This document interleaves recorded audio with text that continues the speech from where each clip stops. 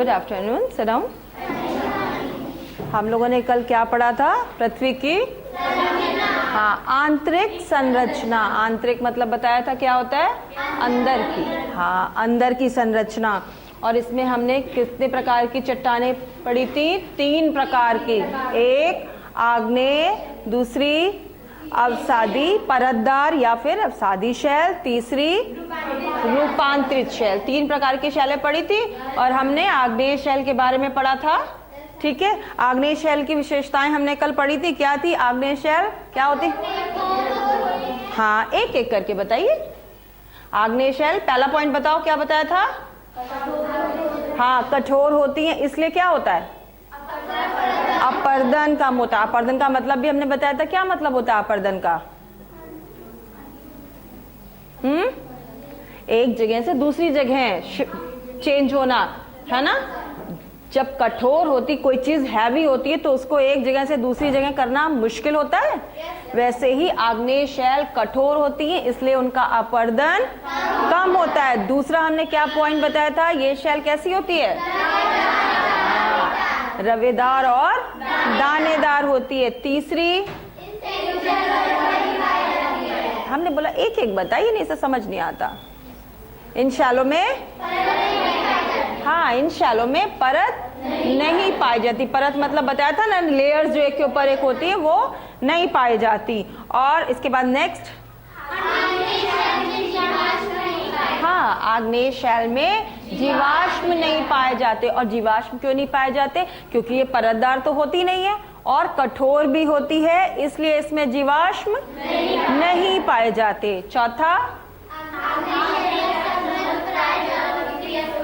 हाँ, आग्नेय शैल का संबंध ज्वालामुखी से होता है। हमने बताया था ना आग्नेय शैल कैसे बनती है। ज्वालामुखी से जो लावा निकलता है वो बहता है और बहकर जमकर क्या बनाता है? आग्नेय शैल। ठीक है, समझ में आया इतना? इसके बाद का नेक्स्ट पॉइंट क्या था? और एक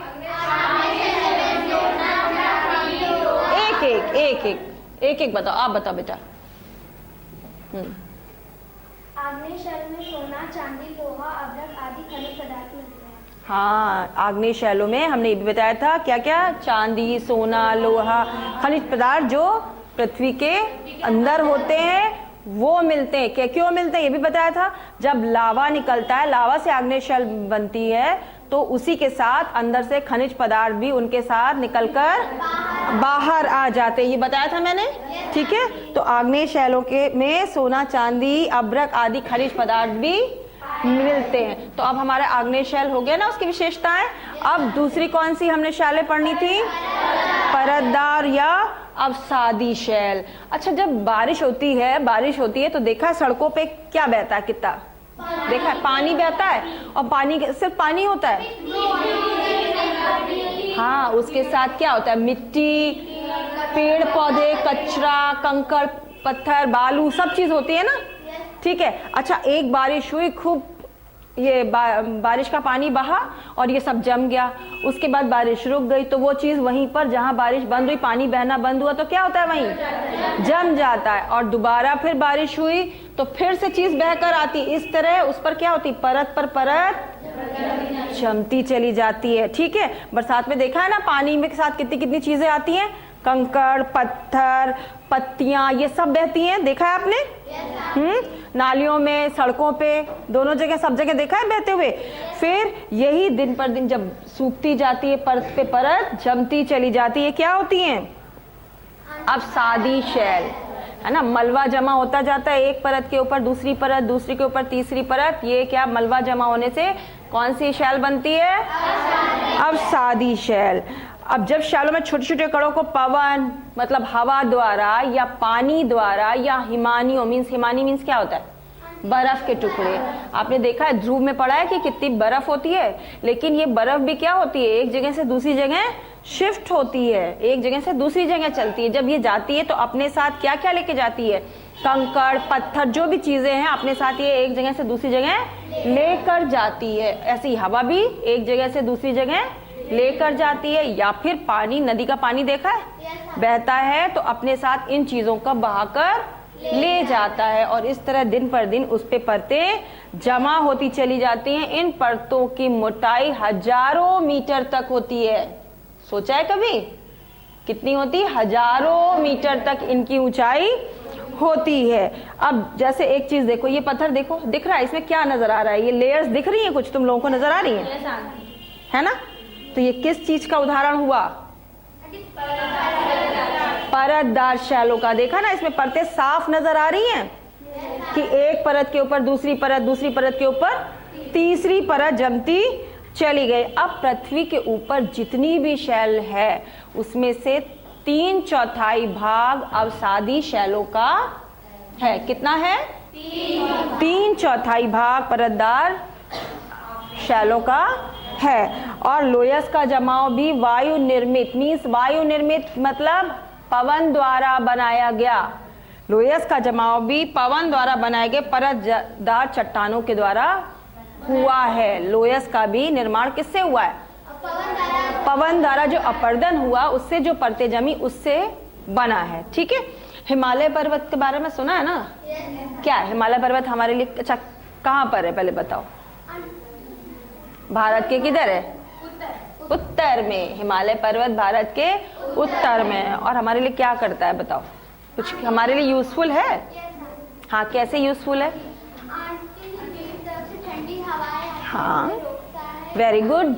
हाँ, जो उत्तरी पश्चिमी तरफ से जो हवाएं ठंडी आती हैं उनको हिमालय पर्वत क्या करता है? रोकता है और हमारी तरफ नहीं आने देता। अब अगर यहाँ से पंखे की हवा चल रही हो, बीच में एक दीवार खड़ी हो, तो तुम तक आएगी? नहीं आती ना।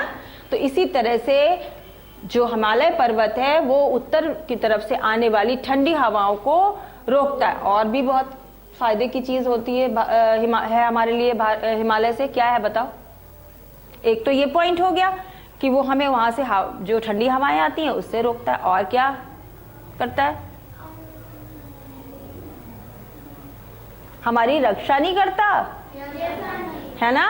हमारी रक्षा भी तो करता है कि दूसरे देश से हमारी बीच में सीमा बनाता है। ठीक है। अगर हमको कोई आसान सी चीज मिले तो हम तुम्हारे तक आसानी से पहुंच जाएंगे ना। अगर बीच में कोई इतना बड़ा पत्थर हो या कोई ऊंची सी चीज हो तो हम तुम्हारे तक आसानी से पहुंच सकते हैं? नहीं पहुंच सकते ना। वैसे ही हिमालय पर्वत हमारी सुरक्षा भी करता है और इसमें बहुत सारी औषधियां भी पाई जाती हैं। ये सारे फायदे पता है ना? ठीक है, चलो। अच्छा, अब इसी तरह बालू का पत्थर, स्लेट, हम लोगों ने स्लेट के बारे में डिस्कस किया था पिछली बार कि स्लेट में हम लोग लिखते हैं वो भी किससे बनी होती है? पत्थर से। ठीक है। स्लेट, चूने का पत्थर, कोयला, खड़िया मिट्टी आदि चट्टानें परतदार चट्टानों के ही उदाहरण हैं। तो आपने जाना परतदार चट्टानें देखी? ये देखो, अब सादी शैलों में ये दिख रही हैं परतें कैसे? एक परत, 2 परत, 3 परत, ये अलग अलग। सिलिकॉन है ये क्या है? बलुआ, ये चूना, ये शैल और ये क्ले। क्ले किसको कहते हैं? मिट्टी को। हाँ, मिट्टी को क्या कहते हैं? क्ले कहते हैं। तो आपने ये देखा कि परतदार शैलों के कौन कौन से उदाहरण हैं। तो अब हमने आग्नेय शैलों की विशेषताएं पढ़ी थी, वैसे ही अब हम परतदार शैलों की विशेषताएं जानेंगे। पहली परतदार शैल की विशेषता क्या है?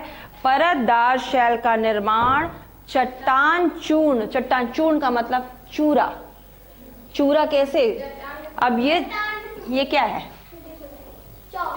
ये भी एक उदाहरण है कि नहीं?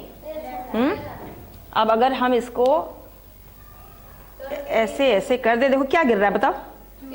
क्या गिर रहा है? चूरा।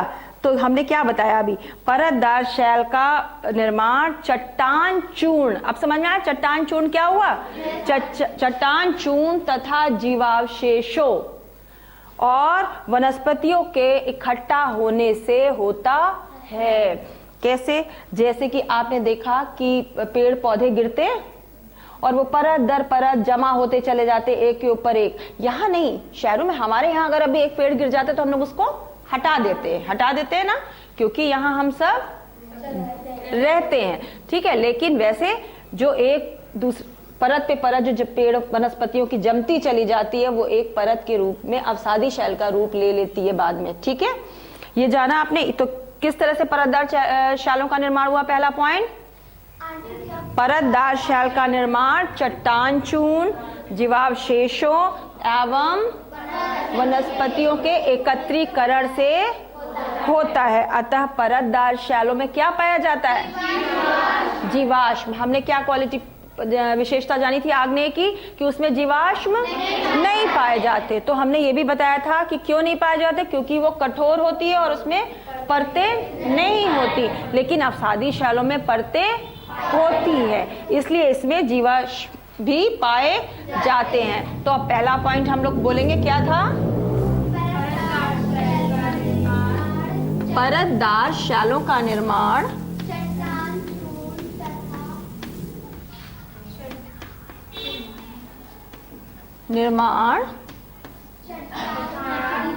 हाँ, चट्टान चूर्ण जीवावशेषों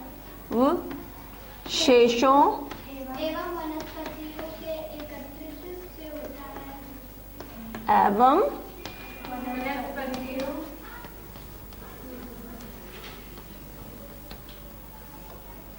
वनस्पतियों के एकत्रीकरण से होता है। एकत्रीकरण से होता, ये पहली विशेषता हुई ना। हाँ, अब इसमें क्या बताया उसके साथ? इसलिए इसमें जीवाश्म पाए जाते हैं, इसलिए इसमें हाँ, इसलिए इसमें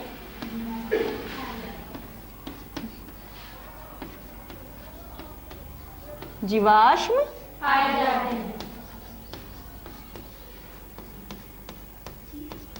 पाए जाते हैं। ये क्या हुई? पहली विशेषता अवसादी शैलों की। अब दूसरी विशेषता परतदार शैलों में, नाम से ही समझ में आ रहा है, परतदार शैलों में परत पाई जाती है परंतु ये रवेदार नहीं होती। अब कौन लिखेगा दूसरे पॉइंट को? बेटा चलो लिखो, आ जाओ। क्या बताया दूसरा? परतदार शैलों में परतदार शैलों में परत पाई जाती है।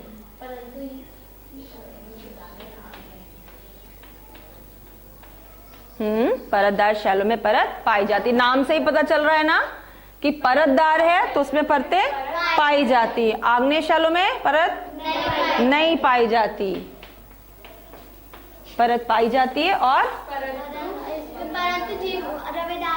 नहीं होती। परंतु ये शैल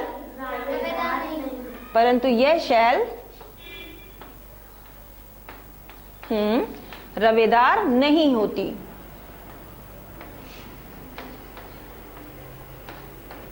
हाँ, वेरी गुड, हो गया। दूसरा पॉइंट फिर आपने जाना कि परतदार शैल में परतें पाई जाती हैं परंतु ये रवेदार नहीं होती। अब तीसरा, परतदार शैल प्रायः मुलायम होती है, जैसे उसके एग्जाम्पल हैं चीका मिट्टी, पंख। परंतु ये बताया गया है मुलायम होती हैं, लेकिन कुछ चट्टानें कठोर भी होती हैं। कुछ चट्टानें कठोर मीन्स कड़ी भी होती हैं, जैसे बालू का पत्थर। मुलायम के एग्जाम्पल हम लोगों ने क्या पढ़े? चीका पत्थर और पंख। चीका पत्थर मिट्टी और पंख, बेटा ये मुलायम के उदाहरण, ठीक। और कठोर के उदाहरण क्या बताए? बालू का पत्थर। चलो अब तीसरा पॉइंट बेटा लिखो आकर, जल्दी से आओ, आ जाओ। तीसरा पॉइंट हमने क्या बताया?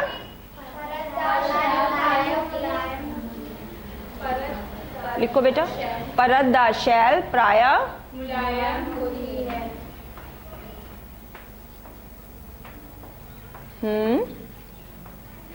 प्रायः मुलायम होती है।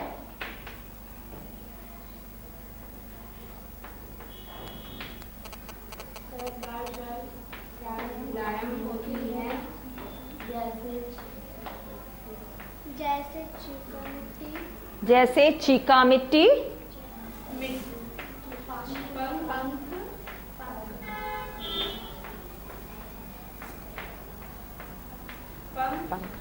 परंतु कुछ शैलें कड़ी भी होती हैं, परंतु कुछ शैलें कड़ी भी होती हैं, जैसे बालू का पत्थर।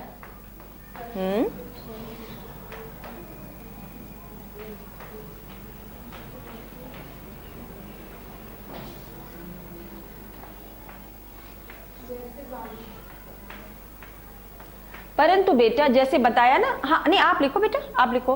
परतदार शैलें प्राय मुलायम होती हैं जैसे चीका मिट्टी, पंख, परंतु कुछ शैलें कड़ी भी होती हैं। लेकिन फिर भी ये किसमें आती हैं? मुलायम शैलों में। फिर भी कुछ जरूर इसमें कड़ी होती हैं, लेकिन कुल मिलाकर परतदार चट्टानें कोमल होती हैं। चौथा पॉइंट फिर क्या हुआ?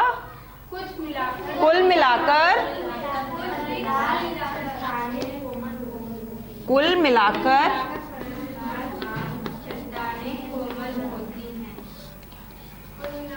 परतदार चट्टानें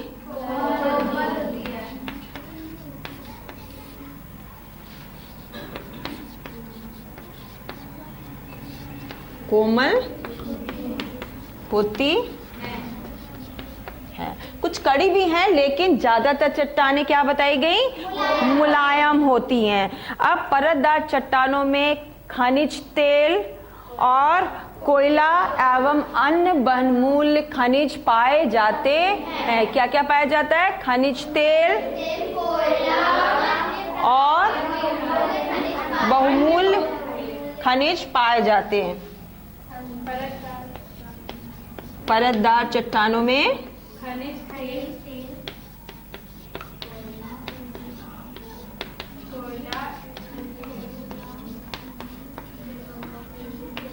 खनिज तेल, कोयला एवं अन्य बहुमूल्य खनिज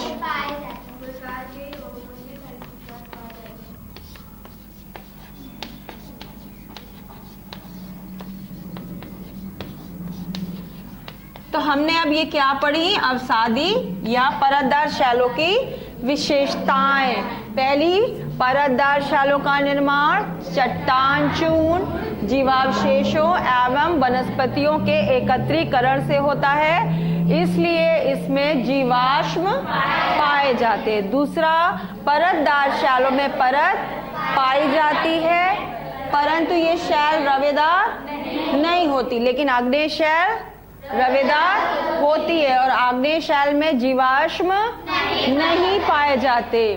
परतदार शैल प्रायः मुलायम होती है जैसे चीका मिट्टी, पंख, और कुछ इसमें कड़ी भी होती हैं जैसे बालू का पत्थर। लेकिन फिर भी कुल मिलाकर परतदार चट्टानें किसमें कैसी होती हैं? कोमल होती हैं। फिर परतदार चट्टानों में खनिज तेल, कोयला एवं अन्य बहुमूल्य खनिज पाए जाते हैं। तो ये हमने अब किसकी विशेषताएं पढ़ी? अवसादी शैल की। अगर एक बात सोची तुम लोगों ने कि अगर परतदार शैलें नहीं होती तो खनिज तेल और कोयला हमें मिलता नहीं मिलता, है ना, क्योंकि इन्हीं से हमें खनिज तेल और कोयला मिलता है, जो कि हमारे लिए बहुत उपयोगी है। जरूरी है कि नहीं?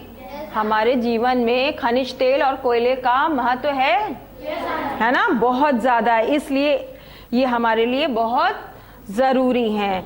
ठीक, अब तीसरी कौन सी हम लोगों ने शैलें पढ़ी थी? पहली थी आग्नेय, दूसरी अवसादी, तीसरी रूपांतरित शैल या परिवर्तित शैल। अब इसका नाम से क्या लग रहा है? रूपांतरित या परिवर्तित, तो हाँ, क्या मतलब लग रहा है आपको?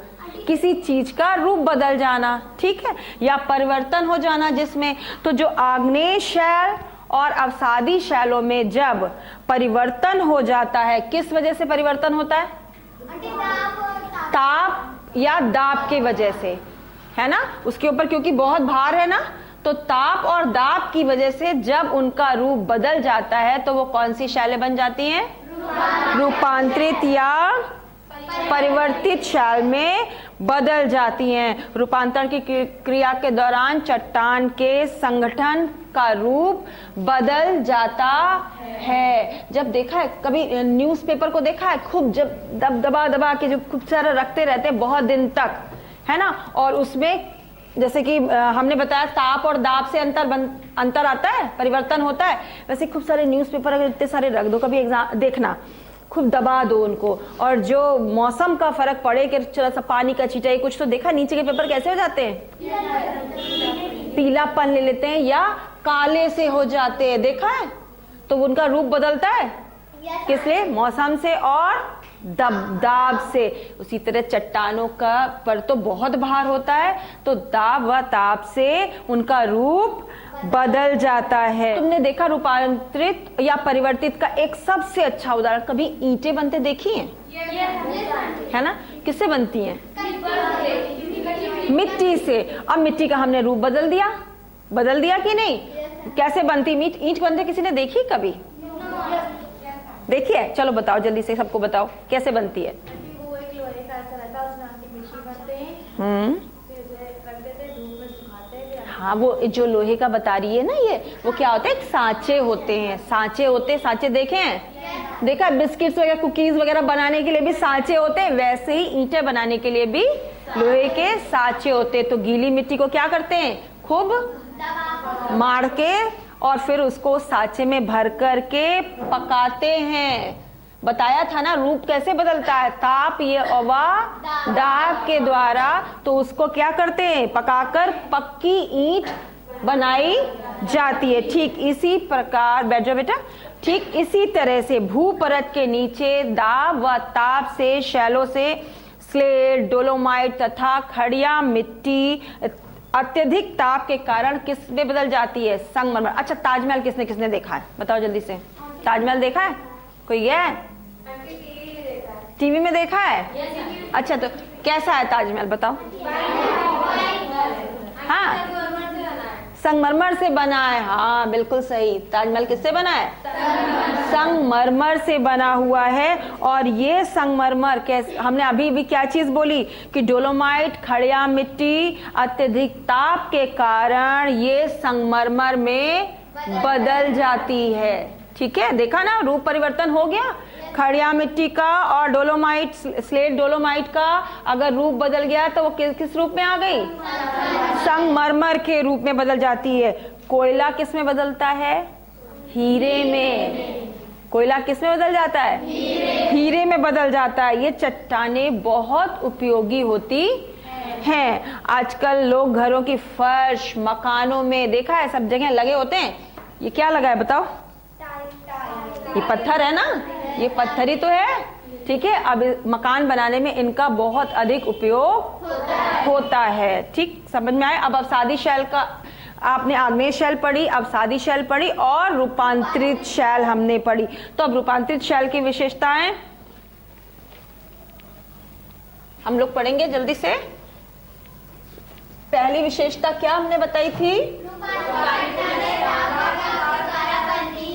हाँ, रूपांतरित शैलें ताप व दाब के द्वारा बनती। पहला हमने क्या बताया? रूप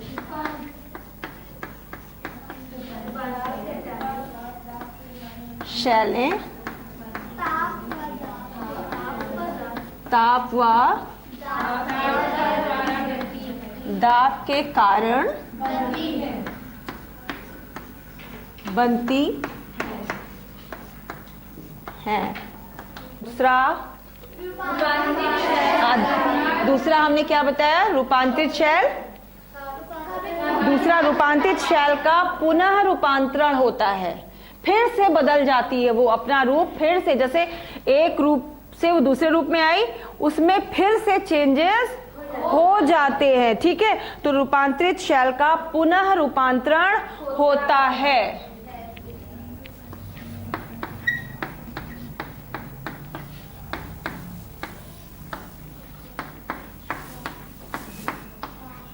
पुनः मतलब हाँ, पुनः मतलब दोबारा, दोबारा भी रूप बदल,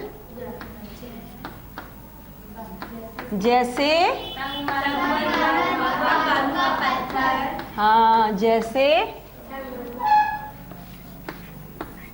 संगमरमर व बालू के पत्थर से क्वार्ट्ज, क्वार्ट्ज, बेटा रुको एक मिनट, क्वार्ट्ज से क्वार्टजाइट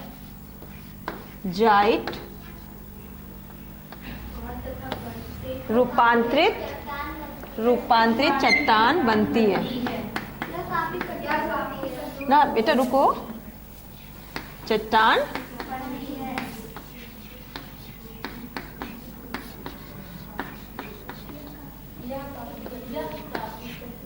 अब तीसरा इसका, पहले हमने दो बड़े, तीसरा है चीका के तत्व एवं अन्य खनिज बदलकर अभ्रक बनता है। अभ्रक, अभ्रक क्या होता है बताओ?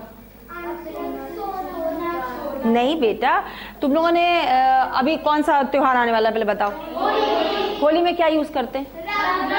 रंग, अबीर गुलाल यूज करते हैं। उसमें देखा है एक चमकीला चमकीला सा व्हाइट व्हाइट चीज मिल रही होती है, वो पता है क्या होता है?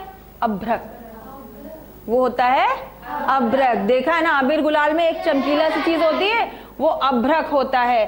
तो अब तीसरा पॉइंट क्या है? चीका के तत्व एवं अन्य खनिज, चीका के तत्व एवं विशेषताएं हैं, ये किसकी है?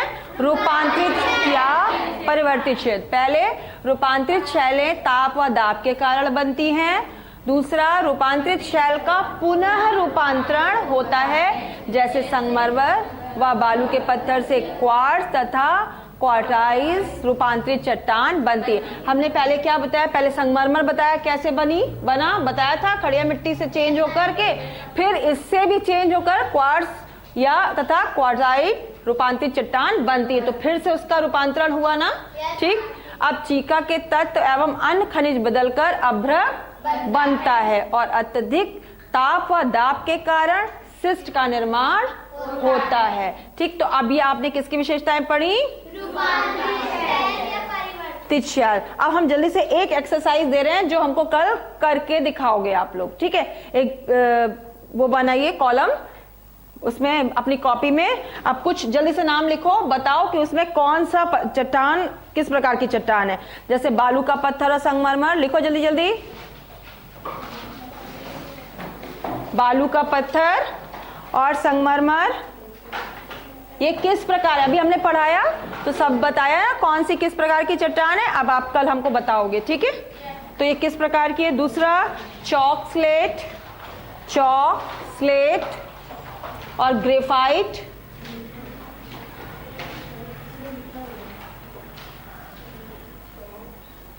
Slate graphite. तीसरा, कोयला, लिख लिया बेटा। चौथा, हीरा। पांचवा, चीका मिट्टी या लावा मिट्टी। छठा, लोयस मिट्टी।